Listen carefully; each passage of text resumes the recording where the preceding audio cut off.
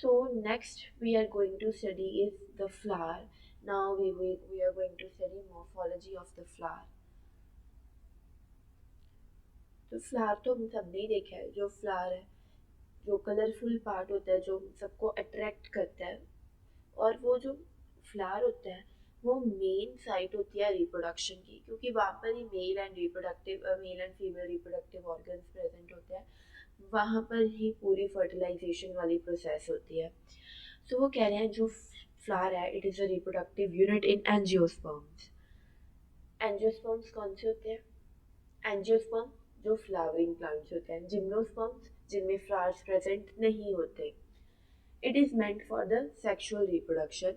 A typical flower has four parts arranged on the swollen end called the thalamus. अब this is the, यहाँ पर इसको क्या कहेंगे हम? थैलेमस. वो कह रहे हैं कि एक टिपिकल फ्लावर में फोर पार्ट्स होते हैं, फोर मेन पार्ट्स होते हैं, जो किस पे लोकेटेड होते हैं? इस पे. ये this is the swollen part, इसको क्या कहते हैं? थैलेमस. वो सारे पार्ट्स इसी पे ही प्रेजेंट है. एंड वो फोर पार्ट्स है क्या? Calyx, corolla, androecium and gynoecium. Calyx को हम, कैलेक्स का दूसरा नाम क्या है? Sepals. These are the green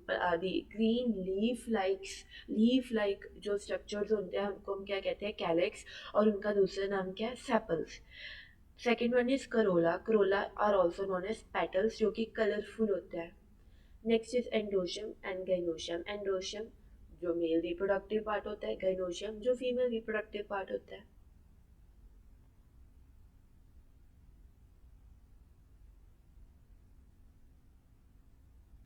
So this is the diagrammatic representation of the flowering plant in its cut section.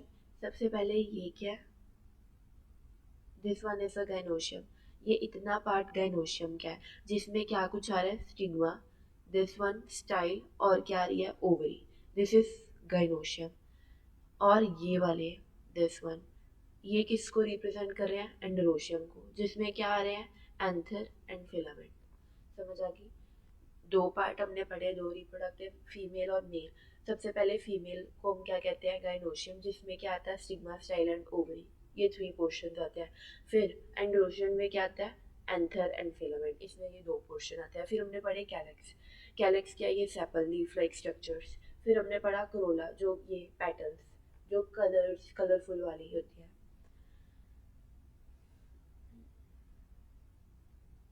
In symmetry flower can be divided into. Symmetry के base में हम फ्लावर को तीन में क्लासीफाई करते हैं: असिमेट्रिक, एक्टिनोमॉर्फिक एंड जाइगोमॉर्फिक.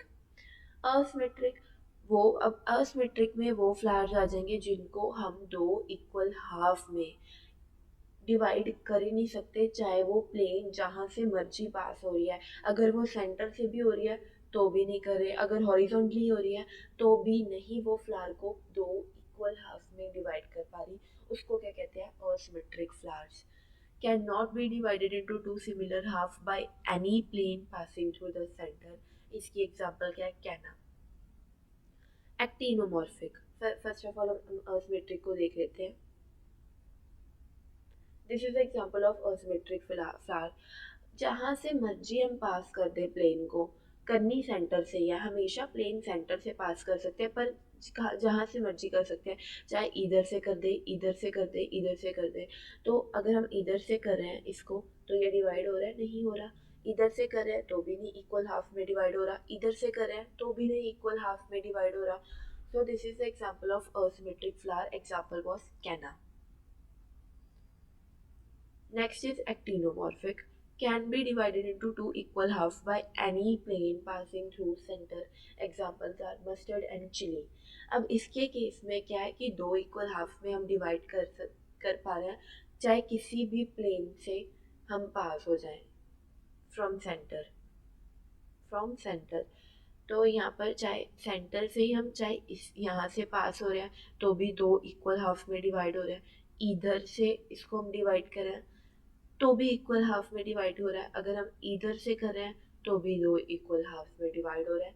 तो this is the example of actinomorphic, कि flower can be divided into two equal half by any plane passing through the centre. Next is zygomorphic. यहाँ पर दो left and right equal half में flower है जो divide होगा, पर अगर जो प्लेन है वो बिल्कुल वर्टिकल है, सिर्फ एक प्लेन से। अगर हम यहाँ से चाहे, अगर हम इधर से डिवाइड करेंगे तो ये दो इक्वल हाफ में डिवाइड नहीं हो रहा, तो एक पर्टिकुलर प्लेन से ही वो डिवाइड हो रहा है। इसके केस में क्या था, चाहे जहाँ मर्जी से प्लेन खींच दो वो डिवाइड हो रहा था दो इक्वल हाफ में, पर यहाँ पर एक पर्टिकुलर प्लेन से ही वो डिवाइड होगा। Can be divided into two equal halves by any plane passing through the can be divided into two equal half only by the particular plane passing through the center। जहाँ मर्जी से नहीं, सिर्फ एक particular plane से वो divide होगा। Example is pea, bean and Gulmohar.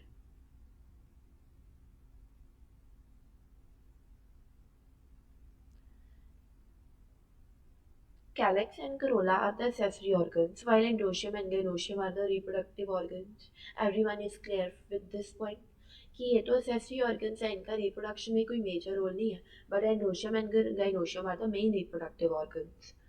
In some flowers, calyx and corolla are not distinct and is termed as perianth. अब कुछ फ्लावर्स में जो कैलेक्स एंड कोरोला है वो सेपरेटेड नहीं होते, वो कॉन्टिन्यूटी में ही होते हैं।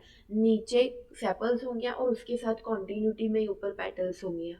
फॉर एग्जाम्पल ये इस फ्लावर में ये जो नीचे ग्रीनी पोर्शन है, लाइट ग्रीनिश पोर्शन, ये कैलेक्स है और ऊपर वो साथ में कॉन्टिन्यूटी में क्या है, करोला है। दोनों डिस्टिंक्ट नहीं है कि पहले सेपल्स है फिर उसके बाद पेटल्स ग्रो हो रही है, दोनों कॉन्टिन्यूटी में है।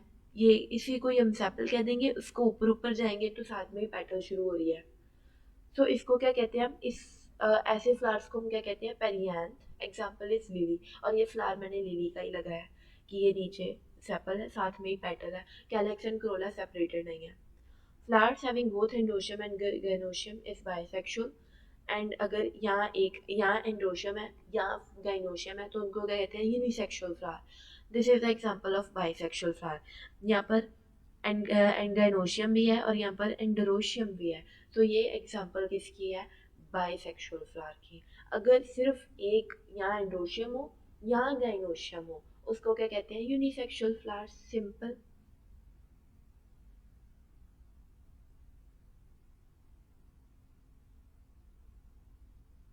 Next is flower can be divided into trimerous, tetramerous, and pentamerous on the basis of the number of floral appendages.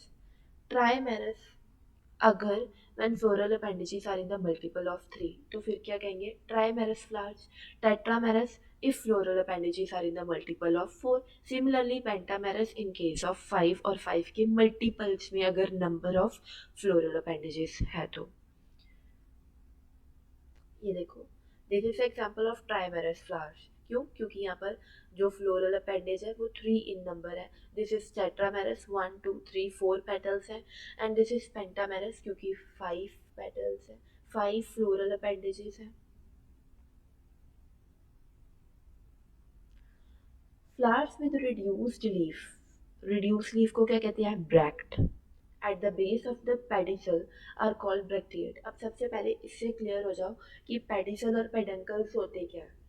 इस डायग्राम में ये क्लियरली विजिबल है कि इसको क्या कहते हैं, पेडिसल, और इसको क्या कहते हैं, पेडंकल। इसको पहले से याद कर लो कि यहाँ से जो शुरू होता है this is pedicel, this is peduncle.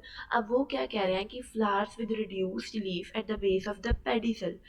Pedicel के बेस पे यहाँ पर अगर रिड्यूस लीफ होंगे उन टाइप ऑफ फ्लावर्स को क्या कहते हैं, bracteate flowers. And those without bracts are known as ebracteate. अब ये देखो, दिस इज पेडिसल, पेडिसल के बेस में ये रिड्यूस्ड लीफ है, इसको क्या कहेंगे, ब्रैक्टिएट। अगर रिड्यूस्ड लीफ ना हो तो क्या कहेंगे, ई ब्रैक्टिएट। ये क्लियर है कि पेडिसल क्या होता है और पेडंकल क्या होता है, ये भी क्लियर है ब्रैक्टिएट फ्लावर्स क्या होते हैं और ई ब्रैक्टिएट फ्लावर कौन से होते हैं। Next is based on the position of calyx, corolla, and androecium with respect to ovary on thalamus, the flowers are hypogynous, pyrigynous, and epigynous। अब वन बाय वन हम इनको डिस्कस कर लेते हैं। सबसे पहले hypogynous flowers. Gynoecium occupies the highest position while other parts are situated below it. Hypogynous के case में क्या होता है कि जो गाइनोशियम है वो सबसे ऊपर प्रेजेंट होगी और जो बाकी पार्ट्स है ना फ्लावर के वो उसके नीचे होंगे. इसके केस में जो ओवरी है हम उसको सुपीरियर मानते हैं. अब इसका एग्जाम्पल क्या है, इस डायग्राम में ये विजिबल है हाइपोगाइनस. क्यों? क्योंकि जो ओवरी है यहाँ पर दिख रहा है कि ओवरी सबसे ऊपर है, ये बाकी जो पार्ट्स है वो नीचे से शुरू हो रहे हैं यहाँ से. ये जो एंड्रोशियम है वो भी उसके नीचे है, ये पेटल सेपल्स भी उसके नीचे है. ओवरी जो हाईएस्ट पोजीशन पे है. हाइपोगाइनस के केस में जो हमारे पास गाइनोशियम होता है वो सबसे ऊपर प्रेजेंट होता है और उसके केस में हम ओवरी को सुपीरियर कंसीडर करते हैं. क्यों? क्योंकि वो बाकी पार्ट्स ऑफ फ्लावर के ऊपर प्रेजेंट है. Next is perigynous. Gynoecium is situated in the center and other parts of the flower are located on the rim of thalamus. इसको अच्छे से नोट कर लो कि बाकी पेरिगाइनस के केस में, पेरिगाइनस के केस में जो बाकी पार्ट्स है ना फ्लावर के वो रिम पे प्रेजेंट है. अब ये ऐसे याद करो कि पी पेरिगाइनस फिर पी क्यू आर आर फिर रिम. बाकी जो पार्ट्स हैं वो रिम ऑफ थैलेमस पे प्रेजेंट है. गाइनोशियम सेंटर में प्रेजेंट है. The ovary here is said to be half inferior. इसको हम समझ लेते हैं. अब ये देखो पेरिगाइनस के केस में जो ओवरी है वो सेंटर में है, ये सेंटर में है. ये क्या है? थैलेमस. थैलेमस का रिम. ये रिम मतलब बाउंड्री पे जो बाकी सारे पार्ट्स ऑफ फ्लावर प्रेजेंट है. इसको क्या कहते हैं? पेरिगाइनस. की जो गाइनोशियम है, मैं रिपीट कर रही हूँ कि जो गाइनोशियम है वो सेंटर में प्रेजेंट है और जो बाकी पार्ट्स ऑफ फ्लावर है वो रिम ऑफ थैलेमस में प्रेजेंट है. ऐसे ये रिम रिम में प्रेजेंट है और यहाँ पर हम ओवरी को हाफ इंफीरियर कंसीडर करते हैं. Next is epigastrus. The margin of the thalamus grows upward and closing the ovary completely and getting fused with it. ये भी देख लो. एपिगाइनस के केस में क्या होता है कि ओवरी बीच में है और उसके बाद जो थैलेमस है वो अपवर्ड ग्रो करके ओवरी को बंद कर लेता है. ओवरी को पूरी चारों तरफ से एनक्लोज कर देता है. ओवरी अब थैलेमस के अंदर प्रेजेंट होगी. जो थैलेमस है वो उसको पूरा एनक्लोज कर देता है और बाकी फिर जो पार्ट्स ऑफ फ्लावर है वो थैलेमस के ऊपर प्रेजेंट होंगे. यहाँ पर ओवरी को हम इंफीरियर मानेंगे. अब ये देख लो जो ओवरी है वो ये थैलेमस है. थैलेमस के अंदर ओवरी प्रेजेंट है, बाकी पार्ट्स ऑफ फ्लावर थैलेमस के ऊपर प्रेजेंट है. This is the case of epigynous. मेरे ख्याल से ये तीनों क्लियर है. Hypogynous, perigynous and epigynous. Hypogynous के केस में हम ओवरी को सुपीरियर कंसीडर करते हैं क्योंकि ऊपर प्रेजेंट है. पेरिगाइनस के केस में बाकी पार्ट्स ऑफ फ्लावर रिम पे प्रेजेंट है, ओवरी को हाफ इंफीरियर कंसीडर करते हैं. एपिगाइनस के केस में थैलेमस ओवरी को एनक्लोज कर देता है, बाकी पार्ट्स ऑफ फ्लावर थैलेमस के ऊपर प्रेजेंट है. These are the examples. ये आप मेमोराइज कर लेना. मैंने सारी एग्जाम्पल्स नोट कर लिए कि हाइपोगाइनस की एग्जाम्पल क्या है, पेरिगाइनस की क्या है एंड एपिगाइनस की क्या है.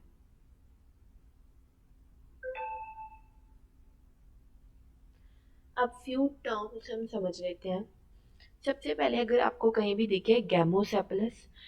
गैमोसेपलस का क्या मतलब है कि उस फ्लावर में जो सेपल्स है वो यूनाइटेड है. This is gamosepalous flower. Sepals एक दूसरे के साथ जुड़ी हुई हैं, इसको क्या कहते हैं? Gamosepalous. Polysepalous. Sepals are free. अब नाम से क्लियर है यार, पॉलीसेपलस. पॉली मतलब ज़्यादा, अगर सेपल्स, पॉली मतलब मल्टीपल, पॉली मतलब कि मल्टीपल. तो अगर सेपल्स यूनाइटेड नहीं है तो फिर भी हमें मल्टीपल दिखेंगी. तो इससे क्लियर है कि पॉलीसेपलस की सेपल्स यूनाइटेड नहीं है, मल्टीपल है. गैमोपेटलस फिर से petals United, polypetalous petals free, ये सेम ही है.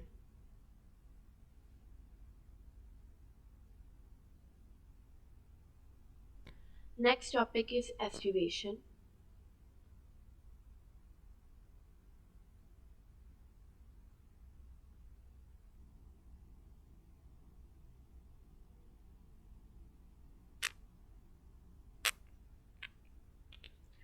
Now let's start with the new topic which is estivation. What is estivation? It is the arrangement of petals and sepals in floral buds with respect to other members of the whole. So aestivation is of 4 types. सबसे पहले उन्होंने क्या कहा है कि aestivation क्या है कि arrangement of petals and sepals in floral bud with respect to other members, कि बाकी के रिस्पेक्ट में पेटल्स एंड सेपल्स की क्या अरेंजमेंट है एक फ्लोरल बड में। हम बढ़ते हैं आगे इसको। अब पहले इसकी 4 टाइप्स है, velvet, twisted, imbricate and vexillary. Velvet में क्या है सबसे पहले, when sepals or petals just touch one another at margin without overlapping। Velvet के केस में क्या है कि जो सेपल्स या पेटल्स हैं वो सिर्फ एक दूसरे को मार्जिन पे टच करेंगी पर एक दूसरे को ओवरलैप नहीं करेंगी, या कोई सिर्फ वो मार्जिन उनकी टच करिए, कोई और बाकी कोई पोर्शन एक दूसरे को टच नहीं करेगा, सिर्फ मार्जिन टच कर रही है। इसकी एग्जांपल है कैलोट्रोपिस। पहले इसकी पिक्चर देख लेते हैं।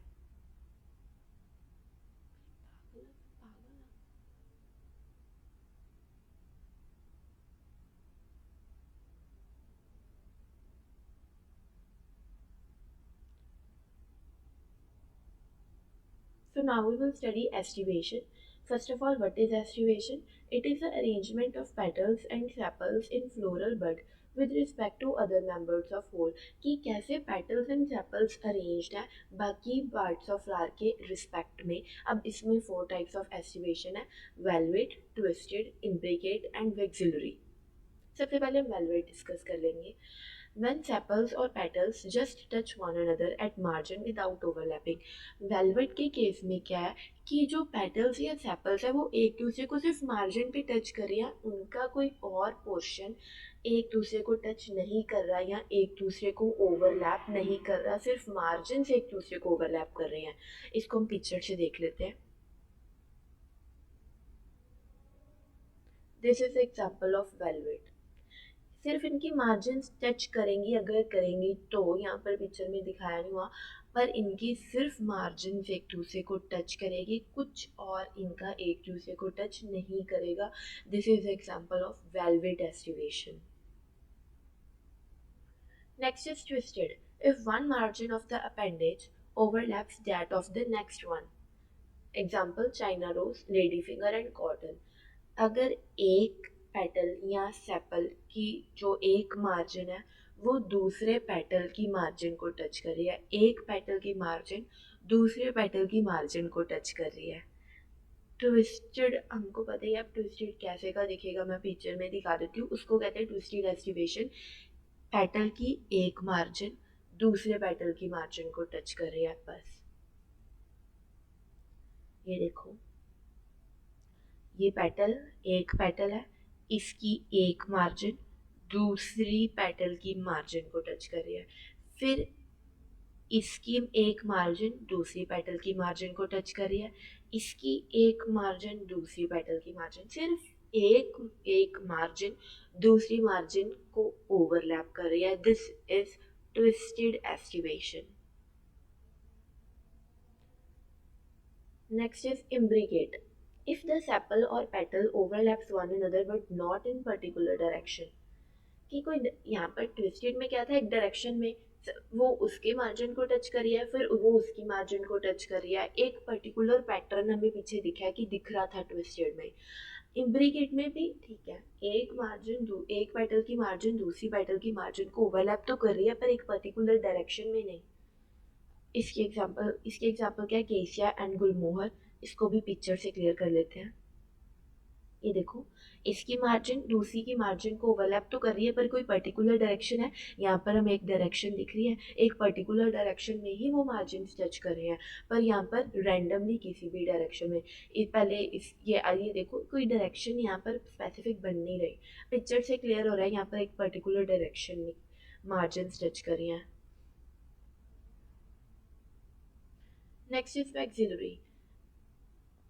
ये सबसे अलग है, यहाँ पर क्या है कि 5 पेटल्स होंगी, लार्जेस्ट 2 ओवरलैप्स द 2 लेटरल, विच पहले लार्जेस्ट पेटल जो है वो overlaps the 2 lateral which in turn overlaps the 2 smallest petal. 5 total petals होगी, एक सबसे बड़ी होगी वो 2 लेटरल को ओवरलैप करेगी, फिर वो जो 2 लेटरल है वो उससे छोटी 2 स्मॉलेस्ट पेटल्स को ओवरलैप करेगी। एग्जाम्पल क्या है, P. This is the example of axillary aestivation. ये सबसे बड़ी, ये दो लेटरल को ओवरलैप कर रही है, ये दो लेटरल इन दो स्मॉलेस्ट को ओवरलैप कर रही है। आई hope I am clear with this topic aestivation.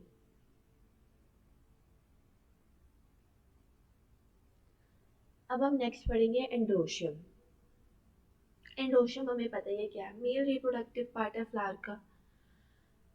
So androecium it is composed of stamen. Androecium को हम स्टेमन भी कहते हैं, ये पूरा स्टेमन है। अब इसके दो पोर्शन है, this is anther and this one is the filament. ये जो लॉन्ग स्टॉक लाइक स्ट्रक्चर इसको फिलामेंट कहते हैं और ये बाइलोब्ड स्ट्रक्चर को हम एंथर कहते हैं। Each stamen which represents a male reproductive organ consists of a stalk or a filament and an anther. Each anther is usually bilobed and each lobe has two chambers which जिसको हम क्या कहते हैं, pollen sac. अब वो क्या कह रहे हैं कि एंथर क्या बाइलोब, इसमें दिख रहा है कि ये एक लोब ये दो lobe. Each anther is bilobed और हर एक लोब में दो चैम्बर्स होते हैं जिनको हम क्या कहते हैं, पोलन सैक। ठीक है, दो लोब्स होती हैं, हर एक लोब में दो चैम्बर्स जिनको हम क्या कहते हैं, पोलन सैक्स, और उन पोलन सैक्स में पोलन ग्रेन्स बनती हैं। इतना आप याद रख लो कि एंथर बाइलोब्ड है, हर एक लोब में दो चैम्बर्स हैं जिनको हम कहते हैं पोलन सैक्स, जिसमें पोलन ग्रेन्स डेवलप होती हैं। नोट द पॉइंट, एक स्टेराइल स्टेमन इज कॉल्ड स्टेमिनोड। अब वो स्टेमन जिसमें पोलन ग्रेन्स बनते ही नहीं है, स्टेराइल है, उनको हम क्या कहते हैं, staminode. Stamens of flower may be united to one another, for example in case of mustard, or with other members such as petals. Stamens जो है ना, ये जो stamens है, मे बी वो एक दूसरे के साथ यूनाइटेड हो या वो दूसरे part of flower such as petals के साथ यूनाइटेड हो। दो केसेस हो सकते हैं, या हो सकता है वो यूनाइटेड ही ना हो, ना खुद के साथ ना किसी और के साथ। When stamens are attached to petals, they are epipetalous as in brinjal. अगर जो स्टेमन है वो पेटल्स के साथ यूनाइटेड है, उसके साथ जुड़ा हुआ है, पेटल के साथ जुड़े हुए हैं अगर स्टेमन्स, उनको कहते हैं epipetalous flowers. Epipetalous flower as in brinjal. Brinjal example epipetalous की, याद रख लेना। ये देख लो, दिस इज एपीपेटलस फ्लावर। ये क्या, स्टेमन, स्टेमन पेटल के साथ यूनाइटेड है, this is epipetalous.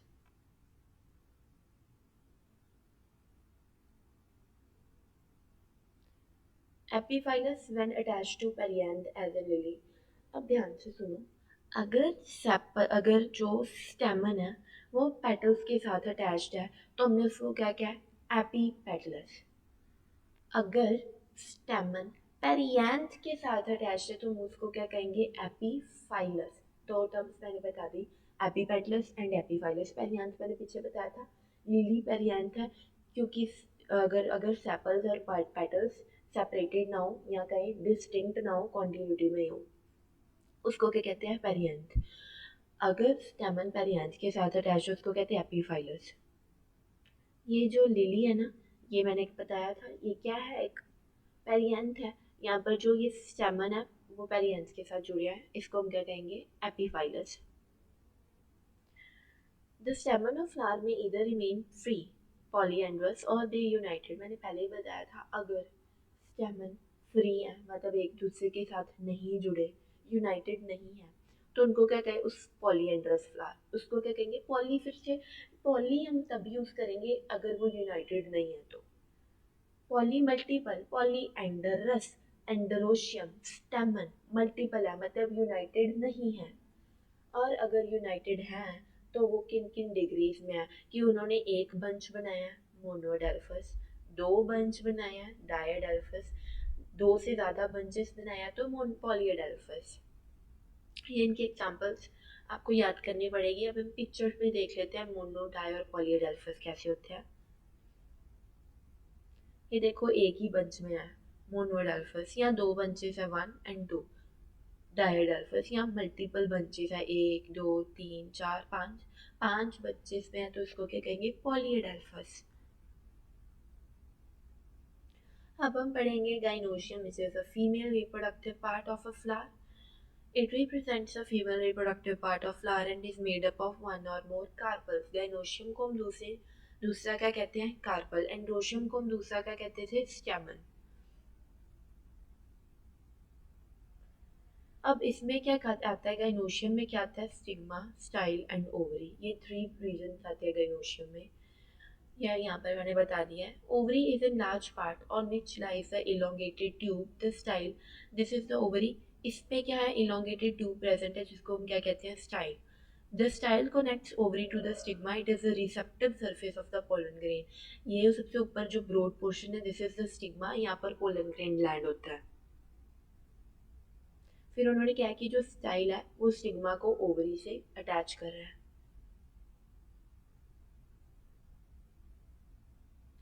When more than one carpel is present, it may be free, apocarpus or fused syncarpus. अगर अगर तो एक ही कार्पल है तो फिर तो ठीक है, पर अगर एक से ज़्यादा कार्पल्स प्रेजेंट है, कार्पल्स क्या है, गाइनोशियम, वही फीमेल रिप्रोडक्टिव पार्ट्स. अगर एक से ज़्यादा प्रेजेंट है तो मे बी वो एक दूसरे के साथ फ्यूज हो. इस पिक्चर में ये फ्यूज है, या वो फ्यूज ना हो. ये पिक्चर है जिसमें वो एक अकेला ही प्रेजेंट है सबसे पहले, तो वो ऑफकोर्स वो कैसे ही फ्यूज होगा. तो यहाँ पर वो एक दूसरे के साथ फ्यूज है. अगर वो फ्री है तो उसको क्या कहते हैं, एपोकार्पस. अगर वो फ्यूज है तो उसको क्या कहते हैं, syncarpous. After fertilization, the ovules develop into seeds and ovary into fruit. Fertilization के बाद जो ओव्यूल्स होते हैं, जो ओवरी के अंदर प्रेजेंट होते हैं, वो सीड्स में डेवलप हो जाता है और ओवरी फ्रूट में डेवलप हो जाता है. इसको मैं दोबारा से रिपीट कर देती हूँ. अगर एक कार्पल प्रेजेंट है तो फिर तो ठीक है. अगर एक से ज़्यादा प्रेजेंट है कार्पल्स तो वो फ्री भी हो सकते हैं, फ्यूज्ड भी हो सकते हैं. अगर वो फ्री है, एक दूसरे के साथ जुड़े हुए नहीं है, तो उसको क्या कहेंगे, एपोकार्पस. अगर वो फ्यूज्ड है तो उसको क्या कहेंगे, सिन. नाम से क्लियर है, सिन इकट्ठे हैं, fused, sin corpus.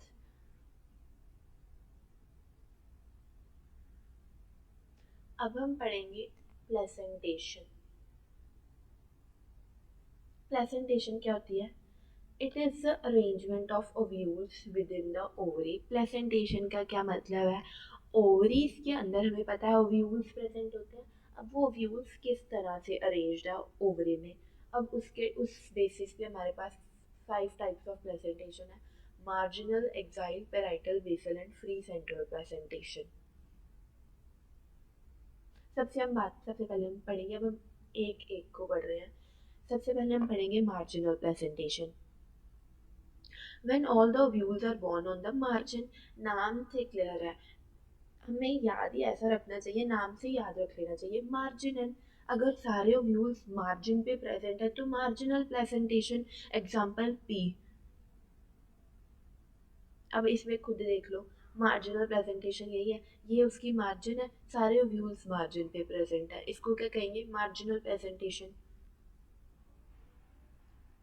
Next is axile. When ovules are attached to placenta in multilocular pattern. Lemon, China rose and tomato के केस में. इसको हम पिक्चर से देख लेते हैं. अब ये कैविटी है, यहाँ पर पता क्या है, ये सेप्टम्स आ जाते हैं. वो सेप्टम्स पूरे प्लेसेंटा जो ये अंदर नहीं, वो जो सेप्टम्स है ना, ये अंदर ओवरी है, उसको डिवाइड करते हैं लोक्यूल्स में. ये प्लेसेंटा, ये सेप्टम है, ये भी सेप्टम है और ये भी सेप्टम है. इन सेप्टम्स के कारण जो ओवरी है वो 3 लोक्यूल्स में डिवाइड हो गया. This is locule, this is locule and this is also locule. तो जहाँ पर भी जिस प्लेसेंटेशन में हमें मल्टीलोक्यूलर पैटर्न दिखे, वो समझ आना वो एक्साइल प्लेसेंटेशन है. वहाँ पर सेप्टम्स ओवरी को मल्टीलोक्यूल्स में डिवाइड कर देते हैं या लोक्यूल्स में डिवाइड कर देते हैं. बस. अब मार्जिनल में क्या, मार्जिन पे ओव्यूल प्रेजेंट है. एक्साइल में क्या, हमारे पास मल्टीलोक्यूलर पैटर्न आ जाता है. Next is parietal presentation. Ovule develops on the inner wall of the ovary. It is mainly one-chambered, but it becomes two-chambered due to formation of the false septum. Parietal में क्या होता है कि जो ovule है वो inner wall of ovary, ovary की जो अंदर वाली वॉल है। अब यहाँ पर पेराइटल को आप ऐसे याद रख लेना, पेराइटल के केस में क्या है कि जो हमारे पास ओव्यूल है वो ओवरी की इनर वॉल पे प्रेजेंट होते हैं। यहाँ पर पेराइटल कुछ पेरेंट्स से याद रख लेना कि हम पेरेंट्स के बिल्कुल पास प्रेजेंट होते, बिल्कुल पास रहते हैं। तो वैसे ही पेराइटल प्रेजेंटेशन में क्या होता है कि ओवरी के वॉल के बाहर वो, और ओवरी की जो अंदर वाली वॉल है उसकी जस्ट साथ में ही प्रेजेंट होते हैं हमारे पास ओव्यूल्स। इसमें ये होती वन चैम्बर्ड ही है, पर यहाँ पर फॉल सेप्टम आ जाता है। इसकी अब इसको पिक्चर से देख लेते हैं हम। ये देख लो, this is parietal presentation. Parietal parents, हम पेरेंट्स के बिल्कुल साथ बिल्कुल पास में रहना चाहते हैं। तो यहाँ पर भी ओवरी की जो अंदर वाली वॉल्स हैं उसमें ही हमारे ओव्यूल्स प्रेजेंट होते हैं। तो ये भी याद रख लोगे, तीनों याद रख लोगे। मार्जिनल में ओव्यूल्स मार्जिन में प्रेजेंट है, एक्साइल में मल्टीलोक्यूलर फॉर्मेट है उससे पता चल जाएगा, पेराइटल में पेरेंट्स, पेरेंट्स के पास, यहाँ पर ओवरी के अंदर वाली वॉल्स में ओव्यूल्स प्रेजेंट होंगे। Next is basal presentation, single ovule is attached to placenta, ये भी ठीक है, ये भी हम याद रख सकते हैं। बेसल में एक ही ओव्यूल प्रेजेंट है और जो कि प्लेसेंटा के साथ अटैच्ड है। ये देख लो, सिर्फ एक ओव्यूल प्रेजेंट है। बेसल का तो बिल्कुल डायग्राम भी बिल्कुल अलग है। बेसल में सिर्फ एक ओव्यूल प्रेजेंट है, ये भी याद रह जाएगा। Next is free central, when ovules are borne on central axis, ये भी याद रह जाएगा। फ्री सेंट्रल में क्या है, ओव्यूल्स सेंट्रल एक्सिस में प्रेजेंट होंगे एंड सेप्टा आर एब्सेंट। आपको इनकी एग्जांपल्स याद रखनी पड़ेंगी। फ्री सेंट्रल के केस में क्या है कि ओव्यूल्स सेंट्रल एक्सिस में प्रेजेंट है। मेरे ख्याल से मैंने सभी प्रेजेंटेशन याद करा दिए। ये देखो सारे ओव्यूल सेंटर्स में प्रेजेंट है। दोबारा से याद करा देती हूँ, दोबारा से रिवाइज करा देती हूँ। मार्जिनल के केस में मार्जिन में प्रेजेंट थे, एक्साइल के केस में मल्टीलोक्यूलर फॉर्मेट वो भी गया, पेराइटल के केस में ओवरी की इंदर वॉल इनर वॉल में, बेसल में एक ही ओव्यूल और फ्री सेंटर में सेंट्रल एक्सिस में सारे ओव्यूल्स प्रेजेंट है। हो गए याद। So I hope I am clear with this topic. Thank you.